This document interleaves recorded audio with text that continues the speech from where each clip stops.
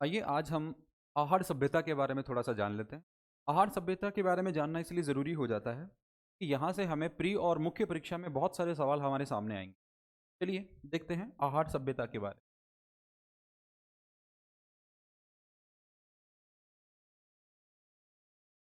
आहड़ को आयड़ सभ्यता भी बोलते हैं। सबसे पहली बात आती है लोकेशन क्या है। इनकी अगर हम बात करें, वर्तमान में जो हमारा उदयपुर जिला है, उदयपुर, वहाँ पर ये लोकेट करती है। तो आहार सभ्यता है वो वर्तमान उदयपुर जिले में है। ये लोकेशन आपको याद होनी चाहिए। अच्छा, इससे भी ज़्यादा ज़रूरी है इसका नाम और क्या क्या है। मतलब यूं कहें कि उपनाम क्या है, उपनाम क्या क्या है। प्यारे विद्वान साथियों, कि उपनाम में अगर हम बात करें तो नंबर एक पर वो ताम्रवती कहा जाता है। ताम्रवती नगरी कहा जाता है। ताम्रवती नगरी कहे जाने के मुख्य कारण क्या क्या हो सकते हैं, तो अगर हम बात करें कि मेजरली यहाँ पर जो धातु है वो तांबा रही। अब इसकी पुष्टि करें, अगर आपसे सवाल पूछा जाए, मान लीजिए मुख्य परीक्षा में आपसे सवाल पूछा जाता है कि आयड सभ्यता है वो एक ताम्रवर्ती सभ्यता रही या ताम्र पाषाणकालीन सभ्यता रही है, इसकी पुष्टि कीजिए। अब ये 2 नंबर का सवाल है। अगर आप यहाँ पे इतना लिखोगे कि ताम्रवती नगरी के नाम से जानी जाती है, तो ये तो इसकी औचित्य नहीं है। अब इसको फुलफिल करने का तरीका क्या होना चाहिए, तो आप इसके प्रमाण देंगे कि जो आयड सभ्यता है उसको ताम्रवती नगरी के नाम से जाना जाता है। क्यों जाना जाता है? क्योंकि यहाँ पे जो तांबा धातु है इसका बहुतायत से प्रयोग मिलता है। अब उसके प्रमाण क्या क्या है, तो आप ये कहेंगे कि जब इसकी खुदाई हुई तो ये 8 संस्तर वाली मिली, जिसके चौथे स्तर पर 2 तांबे की कुल्हाड़ियां मिली हैं।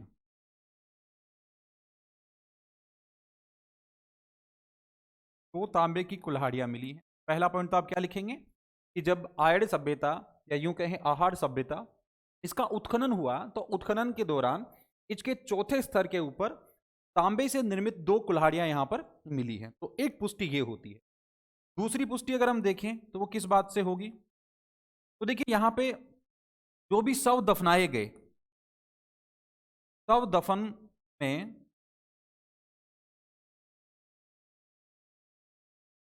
तांबे के आभूषण मिले हैं। तांबे के आभूषण मिले हैं। इसके अलावा यहां पर तांबे से निर्मित अंगूठियां हैं। तांबे की अंगूठियां। तो ये अगर पॉइंट आप रखोगे, ये फैक्ट अगर आप दोगे, तो आपका सवाल अच्छे से निखर के आएगा। तो सवाल अगर यहां से बनता है तो क्या बनता है कि आहार सभ्यता है वो एक ताम्र पाषाणकालीन सभ्यता है, इसकी पुष्टि कीजिए। यहाँ तांबा धातु का बहुतायत से प्रयोग मिलता है, तो इसकी पुष्टि क्या है, तो आप कहेंगे कि देखो ये 8 संस्तर वाली सभ्यता थी, तो इसके चौथे संस्तर के ऊपर हमें देखने को मिला, चौथे स्तर पर हमें देखने को मिला कि यहाँ पे 2 तांबे की कुल्हाड़ियां मिली। इसके अलावा यहाँ पे लोगों को जब दफन किया जाता था तो उनके साथ तांबे के आभूषण, ये तमाम चीजें साथ में दफनाई जाती थी। इसे एक पॉइंट और निकलता है, वो आगे बात करेंगे। और तीसरी बात है कि यहाँ तांबे के जो आभूषण हैं, गहने हैं, और खास बात यहाँ पे एक और पॉइंट लिखें, यहाँ तांबे की चादरें मिली हैं।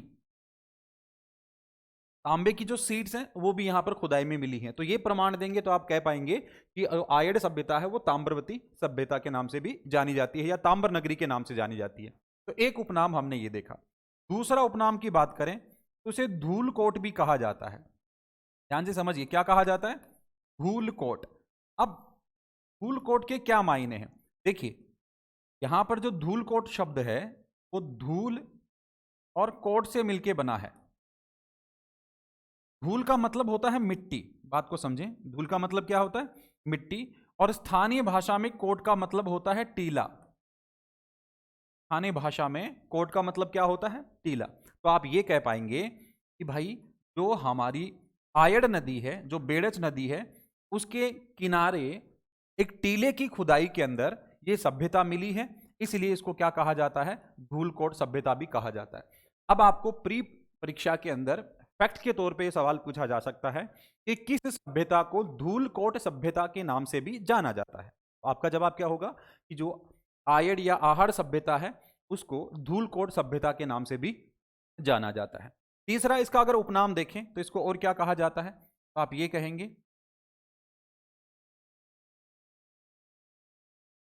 लाल काले मृद भांड वाली संस्कृति का केंद्र, संस्कृति का केंद्र। ये भी एक बहुत ही महत्वपूर्ण फैक्ट है, आपको पता होना चाहिए। अगर प्री परीक्षा में आपसे सवाल पूछा जाए, वनडे परीक्षा में अगर आपसे सवाल पूछा जाए कि निम्नलिखित में से किस सभ्यता को लाल काले मृद भांड वाली संस्कृति का प्रमुख केंद्र माना जाता है, याद रखिएगा आहड़ या आयड को। ऐसा क्यों कहा जाता है, क्योंकि यहां पर जब उत्खनन हुआ, यहां पर जो खुदाई हुई, तो खुदाई में बहुत सारे लाल जो काले मृद भांड हैं वो मिले। तो आपने देखा कि इसके उपनाम क्या क्या हैं, तो आपने कहा इसको हम ताम्रवती नगरी के नाम से जानते हैं, इसको धूलकोट के नाम से जानते हैं, इसको काले लाल मृद भांड वाली संस्कृति के नाम से जानते हैं। अच्छा, 2 पॉइंट आपके क्लियर हुए। अब हम बात करते हैं इसके कालखंड को लेकर। इसका कालखंड कौन सा है? देखिए, कालखंड के लिए 2 बातें आपको याद रखनी। एक पॉइंट है कि ये 4000 ईसा पूर्व की सभ्यता है, 4000 ईसा पूर्व की सभ्यता, पहला बिंदु। अब 4000 ईसा पूर्व प्लस यहां पर जो धातुएं मिल रही हैं, तो आप ये कह सकते हैं कि धातु पाषाण काल की है, धातु पाषाण कालीन है। वेरी गुड, बहुत अच्छी बात है, ये आपको याद रखना है। तो अगर आपसे पूछा जाए आहड़ सभ्यता या आयड सभ्यता किस कालखंड की है, तो आप एक तो फैक्ट रखेंगे ये 4000 ईसा पूर्व की है, साथ में आप बताएंगे कि ये धातु पाषाण कालखंड की है। अब धातु पाषाण कालखंड का मतलब क्या हुआ कि देखो, सभ्यताओं की बात करें, अगर हम टाइम सीक्वेंस की बात करें, तो सबसे पहले पाषाण काल आता है, जिसमें पत्थरों से संबंधित हथियार मिलते हैं। ज्यादातर जो मनुष्य है उसकी जो रिलायबिलिटी है, जो उसका डिपेंडेंसी है, वो धातु पर न होकर पत्थरों पर होती है। उसके बाद में जो धातु आती है वो कौन सी आती है? ताम्र धातु आती है। तो आप ये कहेंगे कि पाषाण काल का तो उत्तरोत्तर काल चल रहा था, मतलब उसका तो पतन था, और धातु काल का आगमन था। तो पाषाण के पतन और धातु के आगमन, मतलब इन दोनों के संक्रमण की जो अवस्था थी, उस अवस्था में ये आयड या आहड़ सभ्यता पैदा हुई, उद्भव हुई, विकास में आई। बात समझ में आई? ठीक है। अब हम बात करते हैं इसके उत्खनन को लेकर।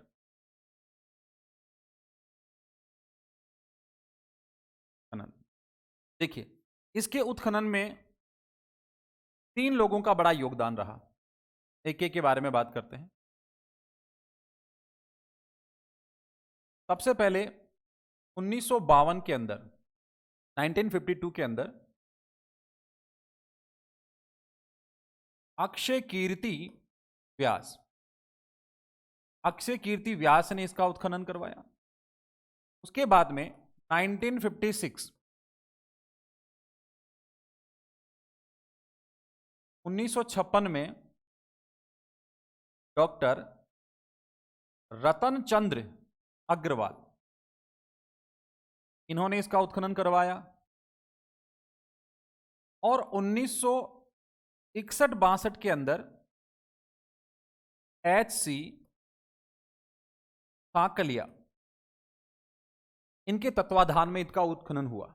तो अगर आपसे पूछा जाए कि आयड या आहड़ सभ्यता के उत्खनन कर्ता कौन कौन है, तो आपका जवाब होना चाहिए 1952 में अक्षय कीर्ति व्यास ने करवाया है, 1956 में डॉक्टर रतन चंद्र अग्रवाल ने करवाया है, और 1961-62 में H.C. सांकलिया ने इसका उत्खनन करवाया है। और उत्खनन से एक मेजर बात हमें पता चली है कि ये 8 स्तरीय है। कैसे स्तरीय है? 8, इसमें 8 स्तर पाए गए हैं, और इन 8 स्तरों में चौथे स्तर पर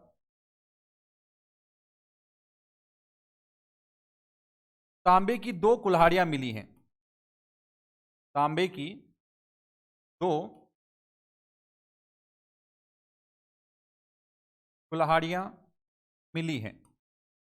तो ये पॉइंट आपको पता होना चाहिए। तो आपने देखा लोकेशन कहां पर है, उदयपुर में। उपनाम क्या है? ताम्रवती नगरी। ताम्रवती नगरी क्यों है, इसके प्रमाण हमने बताए। धूलकोट कहा जाता है, क्यों कहा जाता है? क्योंकि ये बेड़च या आयड़ नदी के किनारे पर एक टीले के नीचे दबी हुई मिली थी, और टीले का मतलब स्थानीय भाषा में धूलकोट हुआ, इस वजह से इसको धूलकोट कहा जाता है। तीसरा पॉइंट हमने देखा कि लाल काले जो मृद भांड है उसकी संस्कृति का केंद्र माना जाता है, क्योंकि यहाँ पर उत्खनन में जो मृद भांड मिले हैं वो काले लाल रंग के मृद भांड हैं, इसलिए ऐसा कहा गया। कालखंड की बात करें तो ये 4000 ईसा पूर्व काल की है, मतलब उस वक्त हम देखेंगे तो धातु पाषाण काल हमारा चल रहा था। बात करते हैं उत्खननकर्ताओं की, तो देखेंगे 1952 के अंदर अक्षय कीर्ति व्यास ने, 1956 के अंदर डॉक्टर रतन चंद्र अग्रवाल ने, और 1961-62 के अंदर एच.सी. सांखलिया ने इसका उत्खनन करवाया। और उत्खनन में पता चलता है कि ये 8 स्तरों वाली है, इसमें 8 स्तर मिले हैं, और उनमें चौथे स्तर जो है उसके ऊपर तांबे की जो कुल्हाड़ी है वो मिली है। ये तो इसकी रही मोटी माटी बातें इसके इंट्रोडक्शन के बारे में। अब हम बात करते हैं इस सभ्यता की प्रमुख विशेषताएं क्या रही उनके बारे में चर्चा करते हैं। तो आइए अब एक एक को देखेंगे।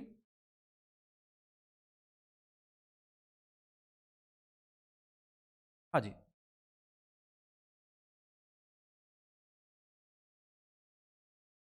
अब इसकी जो मुख्य विशेषता है उनको हम समझने की कोशिश करेंगे, तो आप एक एक पॉइंट को नोट करते रहिएगा, समझते रहिएगा। जितने मुख्य क्वेश्चन बनते हैं प्रील के मैंने कोशिश की अब तक आपको बताया एक एक चीज। अब आगे की बातों में बात करें। जैसे आपसे सवाल पूछा जाए कि आहार सभ्यता की जो प्रमुख विशेषता उसका नगर नियोजन है, समझाइए। अब आपको पता होना चाहिए कि आहार सभ्यता का नगर नियोजन क्या था। देखो विशेषताओं में बात करते हैं। सबसे पहले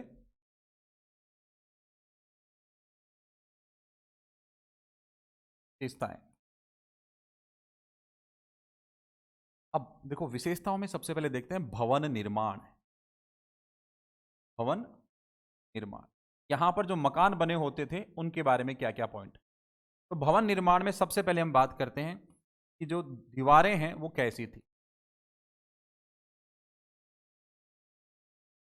आहड़ सभ्यता की खुदाई के अंदर जब इनकी भवन निर्माण कला को देखा गया तो पता चला कि जो दीवारें हैं वो धूप में पकी हुई ईंट और पत्थर की बनी है। अब यहां पे एक शब्द आया है, धूप में बनी हुई ईंट।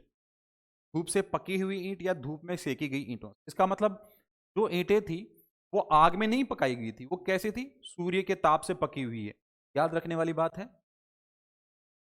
दीवारें हैं धूप में पकी पकी हुई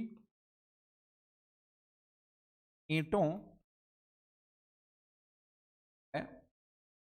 पत्थरों से बनी थी, ये बात आपको याद होनी चाहिए। अच्छा, दीवार बन गई है। अब बात करते हैं छत की। तो जो छत बनी है, अब देखो छत को थोड़ा देखना, ये बांस की जो बलियां होती हैं, बांस की बलियों पर मिट्टी के लेप से तैयार की गई है, मिट्टी के लेपन से तैयार है। छतों का निर्माण कैसे किया गया कि बांस की बलियां रखी गई, उनके ऊपर मिट्टी का लेप किया गया। तो आप कहीं ना कहीं देखेंगे आधुनिक जो आरसीसी होती है उसके जैसा यहां पर इस्तेमाल हुआ है। ठीक है, अब बात करते हैं यहां पर हार्वेस्टिंग का क्या सिस्टम था, निकास की क्या व्यवस्था थी। तो आप कहेंगे गंदे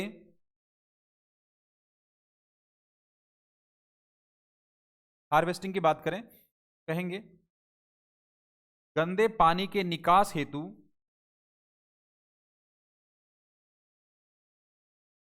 हेतु नालियां बनी थी, नालियां बनी। अगर ये पॉइंट आप रखते हो भवन निर्माण को लेकर तो आप इसकी पुष्टि कर पाओगे। तो अगर आपसे पूछा जाए आहड़ सभ्यता की भवन निर्माण कला को समझाइए, तो पहला सवाल होगा कि यहाँ के जो भवन हैं उनकी दीवारें हैं वो धूप में पकी हुई ईंटों और पत्थरों से बनी हुई थी। भवनों की जो छत है वो बांस की जो बलियां हैं उनके ऊपर मिट्टी के लेपन से बनी है, और यहां पर गंदे जो पानी के निकास की व्यवस्था है वो नालियों के माध्यम से होती थी। तो ये भवन निर्माण कला इसकी हुई। इसके अलावा बात करें यहाँ के सामाजिक जीवन की, ये बहुत महत्वपूर्ण है। यहाँ की सोशल लाइफ कैसी थी, सामाजिक जीवन कैसा रहा यहाँ के लोगों का, सामाजिक जीवन। अब अनावश्यक बातें नहीं लिख कर यहां पर केवल फैक्चुअल बातें करें तो दो बातें बहुत महत्वपूर्ण है। देखो कौन कौन सी। एक तो संयुक्त परिवार प्रणाली यहां पर थी, संयुक्त परिवार प्रणाली। बात को समझ, जॉइंट फैमिली यहां पर देखने को मिलेगी। अच्छा, इसके प्रमाण क्या है? आप कैसे कह सकते हो कि वहां पे संयुक्त परिवार थे? इसके प्रमाण क्या है, इसके एविडेंस क्या है? देखो, वहां पर खुदाई में एक मकान में एक से अधिक चूल्हे मिले हैं। अब किसी परिवार में एक से अधिक अगर चूल्हे हैं तो उसका सीधा मतलब है वहां रहने वाले लोगों की संख्या अधिक है, वो साथ साथ रहते हैं। तो आप कहेंगे कि संयुक्त परिवार प्रणाली थी, और इसकी पुष्टि क्या करता है? एक से अधिक, एक से अधिक चूल्हे ये प्राप्त हुए हैं वहां से। दूसरा पॉइंट आप ये देंगे कि मृत्यु के बाद, बहुत महत्वपूर्ण है, मृत्यु के बाद जीवन की अवधारणा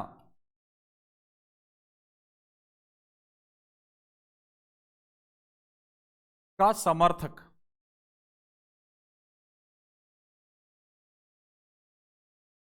कि मृत्यु के बाद में जीवन है, ऐसा वो लोग मानते हैं कि अगर किसी इंसान की मौत हो जाती है तो इस जीवन के बाद में उसे एक जीवन और मिलेगा।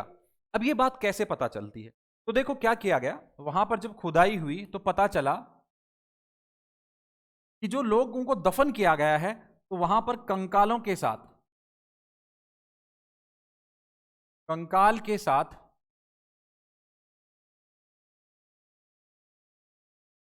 गहने व आभूषण मिले हैं, आभूषण मिले। अब जरा सोचिए, अगर खुदाई हुई है तो लोगों को वहां पर दफन किया गया था जिन लोगों को, तो खुदाई में उन लोगों के कंकाल के साथ वहां पर धातु के गहने और आभूषण मिले हैं। तो यह प्रमाण है कि मृत्यु के बाद जीवन है, ऐसा उन लोगों का मानना था। पॉइंट क्लियर हुआ? ठीक है। तो पहला हमने देखा विशेषताओं में भवन निर्माण कला, दूसरा हमने देखा इनका सामाजिक जीवन। तीसरी बात करते हैं कि यहां पर उन्नत व्यापार था, उन्नत व्यापार। अब आप कैसे कह सकते हैं कि साहब वहां पर उन्नत व्यापार था? तो देखिए, उसके भी कुछ फैक्ट देने हैं। तो पहला पॉइंट आप लिखेंगे,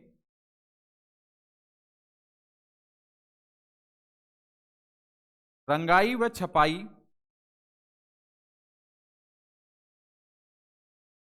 पर ठप्पों का उपयोग। देखिए कितनी बड़ी बात है कि वहां पर जो रंगाई और छपाई का कार्य होता था, उन पर ठप्पे लगाए जाते थे। ठप्पा मतलब यूं समझो मार्का। उस वक्त में वहां के लोग जिन जिन वस्तुओं, जिन जिन वस्त्रों पर रंगाई छपाई करते थे, उन पर अपने यहां का मार्का लगाते थे। तो इससे क्या बात पता चलती है कि उन लोगों में इतनी समझ थी कि अपने व्यापार को बढ़ाने के लिए, अपने व्यापार की प्रचार प्रसार करने के लिए वो ठप्पा लगाते थे कि ये चीज हमारी है, ऑथेंटिक है। बात समझ में आई? अच्छा, दूसरा पॉइंट यहां पे देखेंगे, व्यापार का एक पैमाना होता है नाप तोल, नाप तोल। तो नाप तोल के बाट यहां पर मिले हैं, नाप तोल के बाट का मिलना और रंगाई छपाई में ठप्पों का प्रयोग, ये बताता है यहां पर व्यापार है वो उन्नत किस्म। आपने इस सभ्यता की विशेषताओं में सबसे पहले देखा भवन निर्माण, उसके बाद में आपने देखा यहाँ का सामाजिक जीवन, उसके बाद में देखा आपने यहाँ का कि व्यापार करने के जो तौर तरीके थे वो कैसा था। तो आप कह सकते हैं कि जो आहड़ सभ्यता है वो अपने आप में एक अच्छी विकसित सभ्यता है। अब भवन निर्माण से पता चलता है, जैसे यहां देखिए कि बांस की बलियों पर मिट्टी का लेपन, उसी की कॉपी करके हम आज आरसीसी कर रहे हैं। तो कहीं ना कहीं हमें वहां से कुछ सीखने को मिला। मनुष्य ने धीरे धीरे विकास किया। यहां पर अगर हम देखें तो हिंदू रीति रिवाज में आज भी माना जाता है कि मनुष्य की मृत्यु के बाद उसे एक नया जीवन और मिलता है। तो ये अवधारणा हमारी पुराने समय से चली आ रही है। ठीक है, संयुक्त परिवार की जो सिस्टम हमने यहां से देखे, इसके अलावा व्यापार के बारे में देखा कि यहां पर उन्नत व्यापार था। तो ये मुख्य परीक्षा में आपसे सवाल कैसे कैसे पूछा जा सकता है। पहला सवाल तो आपसे पूछा जा सकता है, अगर 5 नंबर का सवाल आता है उसमें कहा जाएगा कि आहड़ सभ्यता एक विकसित सभ्यता थी जो मनुष्य के सर्वांगीण विकास की सभी अवधारणाओं की पुष्टि करती है। अब यहां सर्वांगीण विकास का मतलब क्या होता है? देखिए, किसी व्यक्ति को हम कैसे समझेंगे कि वो विकसित मनुष्य है? पहली बात, उसका रहन सहन, कि वो किस तरह से रहता है। तो हमने देखा कि वो ईंट और पत्थरों के बने मकानों में रहता है, तो एक अच्छे से मकान का निर्माण हुआ। और फिर वो साफ सफाई से रहता है, तो वहां पे हमने ये देखा कि गंदे पानी के निकास के लिए नालियां बनी हुई थी, साफ सफाई का उसको ख्याल था। दूसरी बात, तब भवन निर्माण हो गया। अब उसके सामाजिक जीवन को देखेंगे तो सामाजिक जीवन में एक तो उसके मेंटल स्टेट का पता चलता है, जैसे वो मानता क्या था, तो कहेंगे कि वो कहीं ना कहीं अवधारणाओं में बंधा हुआ था। तो वहां पर देखेंगे कि मृत्यु के बाद में जीवन की अवधारणा, कि जीवन होगा, ऐसा उसका मानना, ये उसके मानसिक विकास को बताता है। और संयुक्त परिवार, मतलब ज्वाइंट फैमिली के इंपॉर्टेंस को ये यहाँ पे समझ रहे थे। ये सामाजिक जीवन की बात हुई। तीसरी बात क्या होता है किसी व्यक्ति का, कि भाई वो, पहली बात वो रहे कैसे, उसका रहन सहन क्या है। दूसरी बात, उसका सामाजिक स्टेटस क्या है। तीसरी बात, एक आर्थिक इंपॉर्टेंस क्या है उसकी लाइफ की। तो हमने देखा कि वहां के लोगों का जो व्यापार है वो उन्नत था, डेवलप, वो ट्रेड करते थे। कैसे पता चलता है कि साहब, रंगाई और छपाई पर ठप्पों का प्रयोग से पता चलता है, साथ में नाप तोल में वो बाट के प्रयोग को देखते हैं। यहां तक की बात की पुष्टि होती है। ये तो हुआ बड़ा सवाल। तो ये तमाम बातें लिखना जो मैंने स्टार्टिंग से एंड तक ये बताई थी, अगर 5 नंबर का आता है। लेकिन इसके अलावा अगर 2-2 नंबर के सवाल आपसे पूछे जाएं, तो उनमें से एक सवाल तो ये बनेगा कि आहार सभ्यता के लोग हैं वो मृत्यु के बाद में जीवन की अवधारणा का समर्थक थे, पुष्टि कीजिए। तो आप जवाब देंगे कि मृत्यु के बाद में जीवन की अवधारणा को मानते थे, क्योंकि जब वहां पर खुदाई की गई तो खुदाई के अंदर जो कंकाल मिले हैं, जो कब्रें हैं, उनमें जो लोगों को दफनाया गया है, तो उन कंकालों के साथ आभूषण मिले हैं, गहने मिले हैं, और खाने पीने की कुछ चीजें मिली हैं, उनके अवशेष मिले हैं, कहने का मतलब। तो आप ये कहेंगे कि ये लोग मानते थे कि एक मृत्यु होगी, एक शरीर की मृत्यु होगी, तो उसके बाद में उसको नया शरीर मिलेगा, नया जीवन मिलेगा, ऐसा उनका मानना था। तो ये प्रमाणित करेंगे 2 नंबर के सवाल में। आगे आपसे पूछा जा सकता है कि आहार सभ्यता का जो व्यापार है वो आहार वाले एक उन्नत व्यापारी थे, मतलब अच्छे किस्म के व्यापारी थे।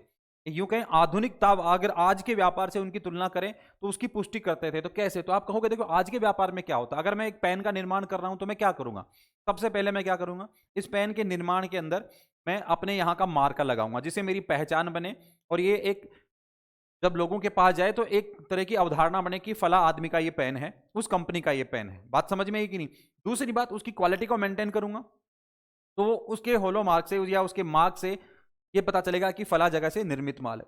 दूसरी बात, कि जब निर्मित माल को मैं बाहर भेजूं, उसका व्यापार करूं, तो मुझे नाप तोल का भी पता होना चाहिए। ऐसा नहीं कि किसी पैकेट में मैंने 10 पेन डाल दिए, किसी में 5 ही डाले। तो एक व्यापार के लिए नाप तोल का भी बहुत मायने है। तो आप कह सकते हैं कि ये ठप्पों का प्रयोग और नाप तोल की चीजों का यहां मिलना, ये बताता है कि ये उन्नत व्यापारी थे। इस तरह से आप इसके मुख्य बिंदु को समझ पाए होंगे। आहार सभ्यता पर अगर कोई सवाल आपसे मुख्य परीक्षा में बनते हैं तो उसके सामने चर्चा हुई, बाकी छोटे छोटे सवाल आपसे पूछे जाते रहेंगे। और ये याद रखना है कि ये ताम्र पाषाण युगीन जो सभ्यता है वो। धन्यवाद।